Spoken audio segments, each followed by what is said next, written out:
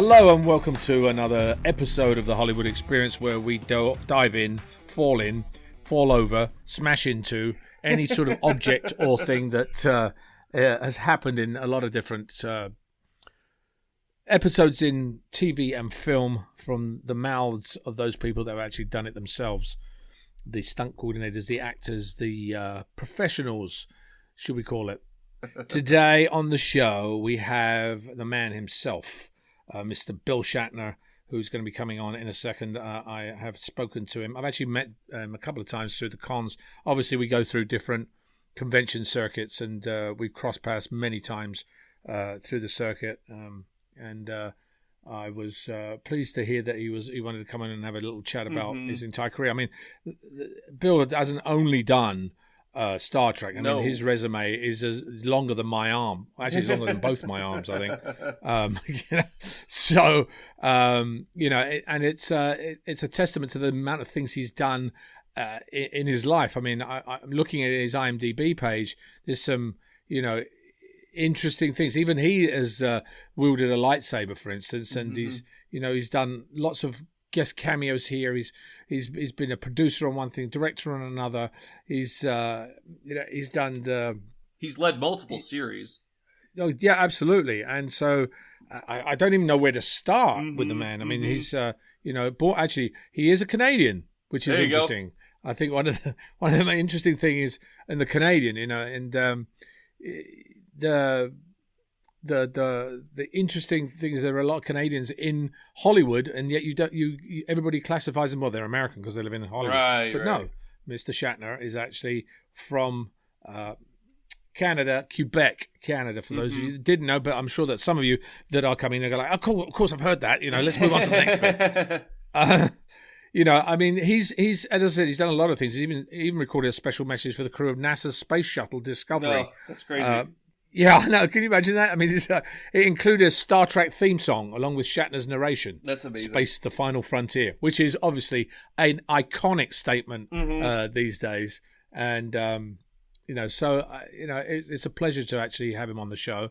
And I don't want to spoil it for you because, it was a great interview. So I just think we should get to the interview now, and then we'll have a chat about it right after. I actually have somebody that I've admired for many, many, many, many years. I used to watch it. Not that many? Many. Okay, I'll get the many. Just the many. Too many. Many. It's funny because I get that one too now. I used to get, my mum, I really loved you. Now it's my mum or my grandma loved you. I mean, William Shatner, how are you, sir? So good. Where did you start your training? You started in Quebec, was it, in Canada? Well, I never really trained, per se. I mean, I did some vocal work. There was an English lady. I was in Montreal, Canada, and there was an English lady who would come from, if I say RADA to you, do you know what I mean? Yes, I know RADA, yeah. Okay, Royal Academy of Dramatic Arts. Exactly. So these wonderful, and I think they've fallen in popularity at the moment, but there were years when the great English Shakespearean actors were coming out of there, and they all had voices that, the Gielgud thing that say upon, and these were the older guys, and the teachers were older than the older guys. So it goes back to the 1800s when they had the and you wonder, what were they doing, And so I learned from this lady in Montreal for a year or so. And then when I was at Stratford, Ontario, which became quite a great company of Shakespeare players. We, in fact, not I, because they did this latter day, toured England with Shakespeare. It was like a Montreal company that I was very much aware of, touring France with Moliere. It was bringing home the bacon, I guess, and there were reviews of both the Shakespeare company and the French Moliere company, like, how dare you? coming from the sticks, coming from the provinces, and showing us what we should do. How dare you call it colonials? So that's isn't that it doesn't that always happen though? My training came from experience. Doesn't that always happen? Everybody that has a platform, like back in the 70s, doing commercials and doing TV was just a no-no for an actor. And now it's like, you know, because actors, stage actors and film actors and TV actors were supposed to be very different. Now it's entirely different. It's entirely different. It is entirely different, and it is. And actors, and I'm doing commercials, you're choosing what I hope are the right ones, or they're funny, or they have an attitude. But even now, I think, geez, I'm doing a commercial. I'm supposed to be a serious actor, and I'm doing a commercial. And then you see everybody who is really good doing commercials. So I guess it really has changed.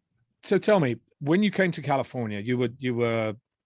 Why did you come to California? You came to be an actor, was it? Was that the reason you came? I had been born in Montreal and did a lot of theater and radio and an occasional film of some kind in Montreal. And then I was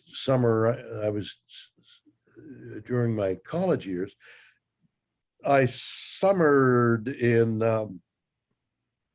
you would know this, but your audience may not, summer theater.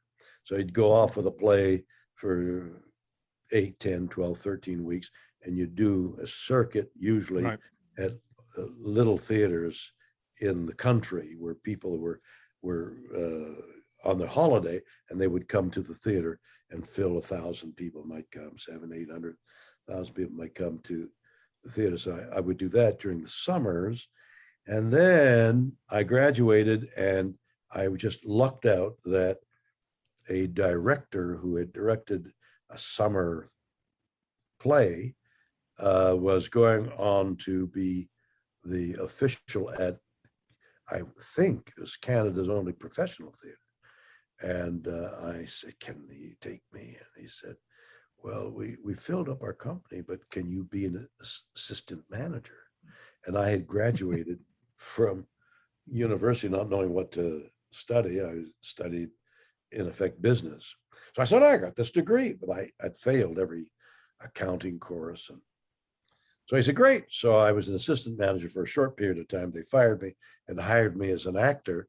And then I was in the circuit. So you came to California, and so I came to California. Excuse me, I didn't quite answer your question. So I was in the circuit, and I did theater, and then the theater company, the Shakespeare Theater Company, went to New York for a limited run of Oedipus, and I was, or no, it was not Oedipus, although we did Oedipus. It was played by Marlowe and Tamberlane. And I had a really good part, and then the agents called, and then I was into the New York live television scene, and then I sort of was discovered. And how do you this was back in the 1950s, was it? I mean, yeah, I'm going back. I mean, I know I'm going back here, and after that, you were doing a whole slew of TV series.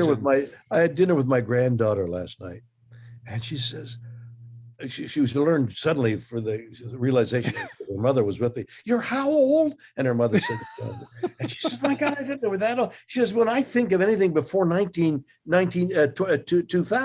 I think like it's dirt roads and exactly. Lack of refrigeration. And I started laughing because she's 15 years old, and there's a point in history that doesn't follow anybody else's experience. I'm sorry, I interfered with you. No, it's okay. I was going to say, and you're absolutely right. There was do you know who Kanye West is?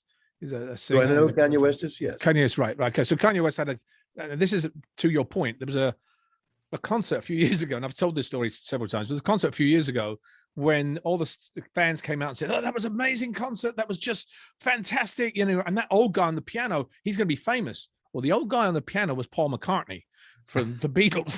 And so to your point is like at some point, people are not going to remember certain things because it's Well, they not don't, in their and that's wheelhouse. why you can't rest on your laurels. You have to keep doing things, and if you wish to continue to work, you have to have an element of popularity that the producers want you to be in their show, because you bring with you an element of people who will come and see whatever it is you're doing. So you need to. I've forgotten there was a formula of some kind. You're good for 3 or 4 years if you've got a big hit of some movie or a series or play. You're good for a limited period of time, and if you don't continue riding that wave, you will lose what popularity you gained. Yes, They say that you're only as good as your last project, pretty much.